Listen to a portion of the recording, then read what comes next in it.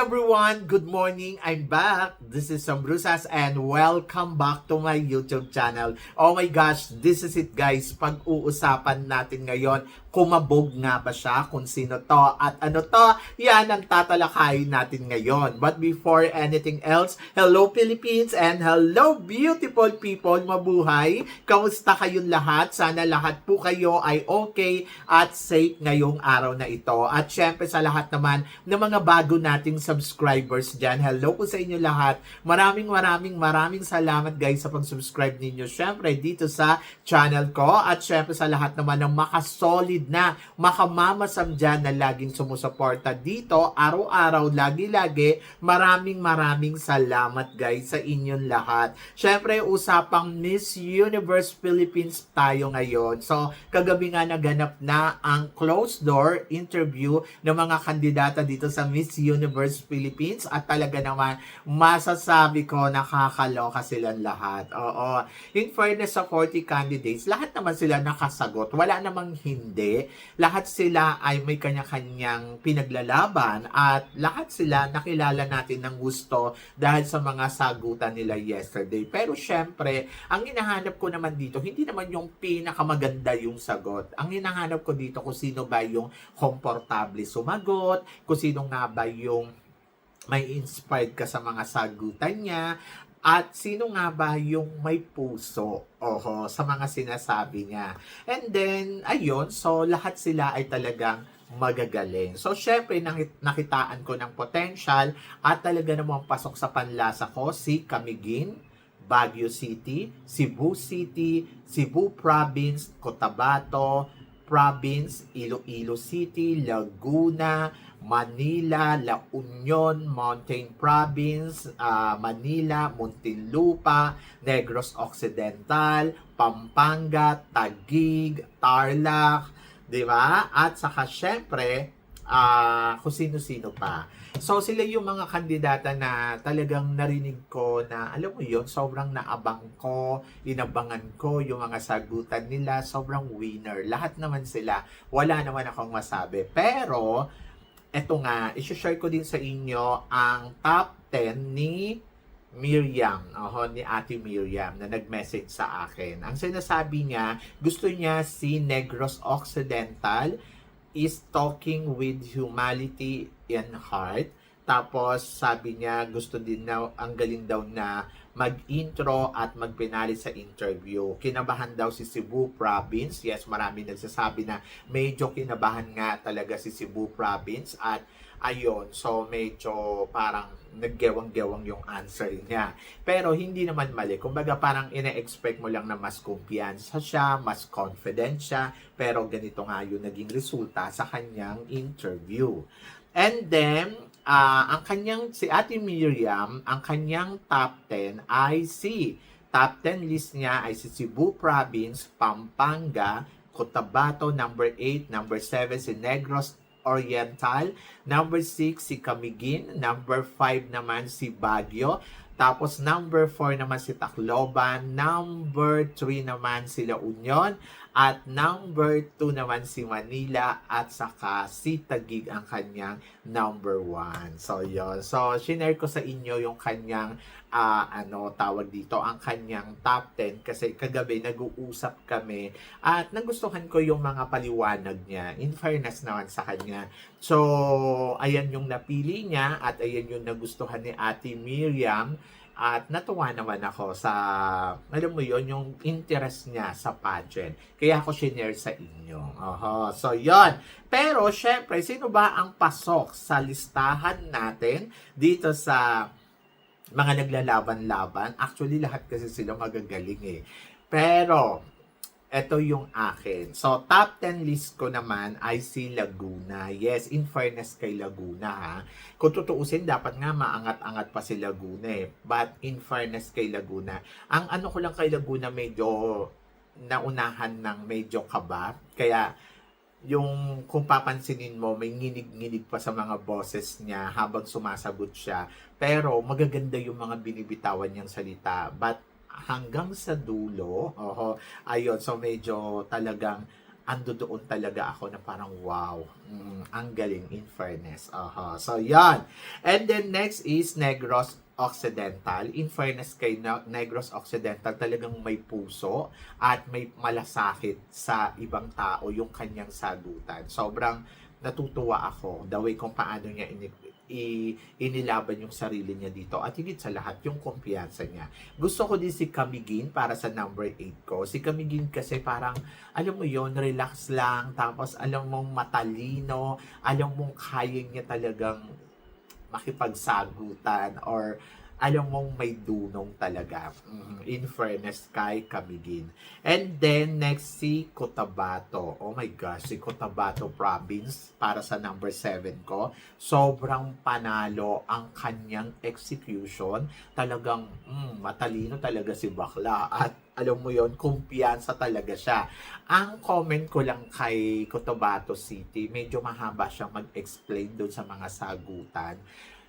But yung kumpiyansa niya sa sarili niya, sabi ko nga sa inyo, napaka-importante kasi na confident talaga si ate. At alam mo yon na parang hindi pageant pati yung mga sagutan. Ayun, importante sa akin yon na kailangan nandoon talaga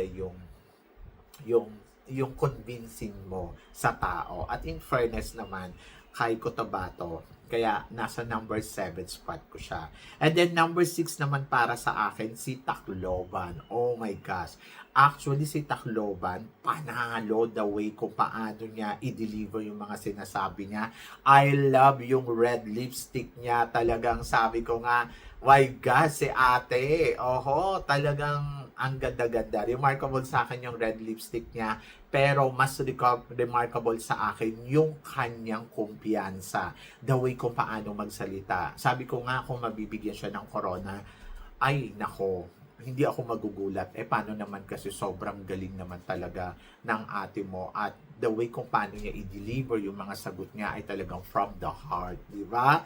So, ayun. So, matalino si Tacloban. At in fairness sa kanya, wala akong masabi dahil na-surprise talaga ako sa galing na meron siya. And I hope na sana si Tacloban ay isa sa mga mabigyan ng corona. Sabi ko nga sa inyo, ang front runner kasi sila kaya iba yung tingin sa kanila ng tao. Pero sa totoo lang, kung sila Tacloban lang ang maglalaban-laban, ay nako, panalo na si Tacloban. Next is para sa number 5 spot ko, si Pampanga. So, yes, totoo, mas magaling si Tacloban more than kay Pampanga. Pero kasi para sa akin, yung ganda ni Pampanga talaga, sobrang panalo yung styling, ibang level, tapos nandoon na yung kumpiyansa niya sa sarili niya ang ipinakita niya dito. Sobrang bumilib talaga ako. The way kung paano niya in-execute yung mga sagutan. At marami nag-expect na hindi to makaka-deliver ng maayos, pero kabaliktaran yung nangyari dahil nakita naman natin kung gaano siya ka-confident talaga doon sa mga sinasabi niya. Maaari yung iba, sinaulo niya doon, pero hindi mo na mahalata. In fairness sa kanya, the way kung paano niya talaga in-execute, doon ako humanga sa kanya. Kasi alam niyo, sa totoo lang, ay kahit naman anong galing mo, di ba? Kahit sabihin pa natin, ay nako, nakakapag-deliver ng Inglesan yan. Ang salita niyan ay Inglesan. Pero kapag naunahan ka naman ng kaba, talagang walang mangyayari. At hindi ako hindi ako uma-idol sa mga taong alam mo yon, yung dinadaga sa puso. Dahil para sa akin, ang isang matalino at isang magaling na tao, alam kung paano niya i-depensa yung sarili niya. Hindi man ma-perfect yung mga grammar o yung mga sagutan, pero the way kung paano siya kakumpiyansa at kung paano niya ihatid ang kanyang mga sinasabi, winner sa akin yon. Kaya para sa akin, si Pampanga, isa sa mga hinangaan ko pagdating sa kumpiyansa. At yes, so lang yung mga sagutan niya, pero masasabi mo naman na parang, uy, confident siya. Di ba? Next is Muntinlupa. In fairness kay Muntinlupa, talagang nag-shine like a diamond star si Muntinlupa sa ano na to, sa competition na to. Pagdating sa Q&A, talagang iba din. Ramdam ko yung kanyang sinasabi at yung sincerity niya bilang tao. Sa competition na to ay talagang masasabi ko, isa siya sa mga totoo na, alam mo yon, na very queen yung dating. Simple pero nandoon na alam mong lumalaban. Muntinlupa. Next is number 3 ko si Taguig. Yes, si Taguig isa sa mga pinakamagaling dito sa competition kung confident lang yung pag-uusapan. Pero minsan naiisip ko parang hindi ba nag-overconfident naman tong si Taguig. Pero the way kung paano niya i-deliver yung mga sinasabi niya, halata talaga na may dunong ang pambato ng Taguig. At hindi imposible na manalo siya ng Miss Universe, ha. So, yon. So, ako para sa akin, yung ipinakita niyang tapang, yung ipinakita niyang lakas, ay talagang enough na para masabi natin, kaya niyang manalo sa competition na to. Pero syempre, aabangan natin kung sa kanya nga ba mapupunta ang corona ng Miss Universe Philippines. Walang duda, yung kanyang galing sa competition at sa kanyang pagbabalik bilang sa pangalawang pagkakataon, talaga namang may masasabi mo level up ang beauty ni Taguig. Saka level up yung galing. Talagang kumpiyansa, wow na wow, di ba? So yon. At para naman sa sumunod, number 2 ay si Manila. Si Manila kasi, nakikita mo pa rin yung humbleness sa kanya bilang isang kandidata ng Manila. So, I love sa Justin Pilisarta the way kung paano sumagot at kung ano yung hinahangad niya sa competition na to. Sabi ko nga sa inyo, hindi naman to ang pinag-uusapan dito kung sino nga ba yung pinakamagaling sumagot eh. Ang pinag-uusapan dito kung sino yung sincerity sa puso. Kasi lahat naman sila magagaling. At iba-iba ang mga sagutan ng mga kandidata. Pero kasi yung sincerity, yung malasakit nandoon. Kaya isa si Manila talaga na hinangaan ko. In fairness kay Manila, number 2 spot siya sa akin. And then, para naman sa number 1 spot ko, syempre, magpapahuli pa ba? Lalayo pa ba tayo sa pambato ng La Union? Kung naghahanap ka ng beauty queen at naghahanap ka ng ganda, naghahanap ka ng galing, eto na yun, si La Union. In fairness, impressive ang puso ni La Union dito sa competition na to. Talagang with the heart, yung kanyang mga sagutan.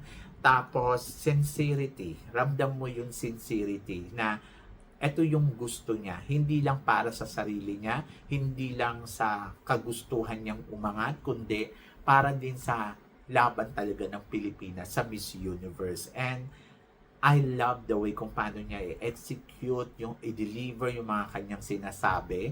Talagang masasabi ko, siya ang Miss Universe Philippines ko. Ngayong taon na to. But depende pa din yan sa magiging laro ng ibang kandidata. But for now, dito sa closed door interview, talagang nakuha niya ang puso ko at hindi talaga ako nagkamali na I think it's Miss Universe Philippines is La Union. Kumbaga, napaka-perfect na kandidata, marunong at alam mong may puso. At importante kasi yun, di ba?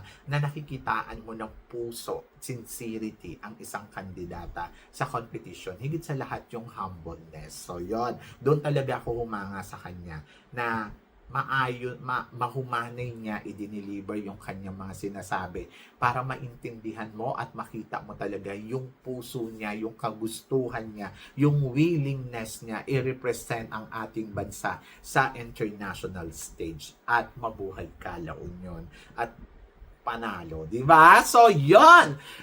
Hay nako, nakaka-tense kasi patindi na ng patindi ang laban dito sa Miss Universe. But in fairness sa mga kandidata, lahat naman sila ay binibigay talaga nila ang kanilang makakaya para sa laban ng Miss Universe Philippines.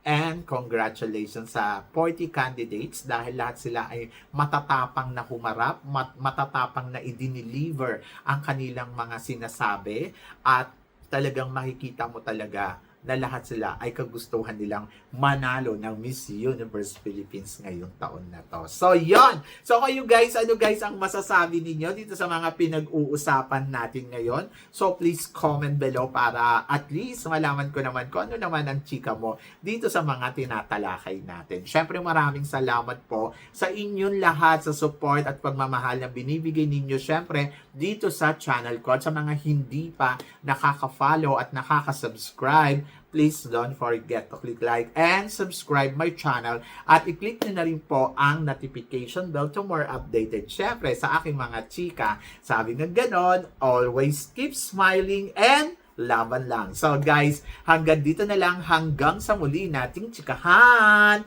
See you tomorrow. Thank you guys.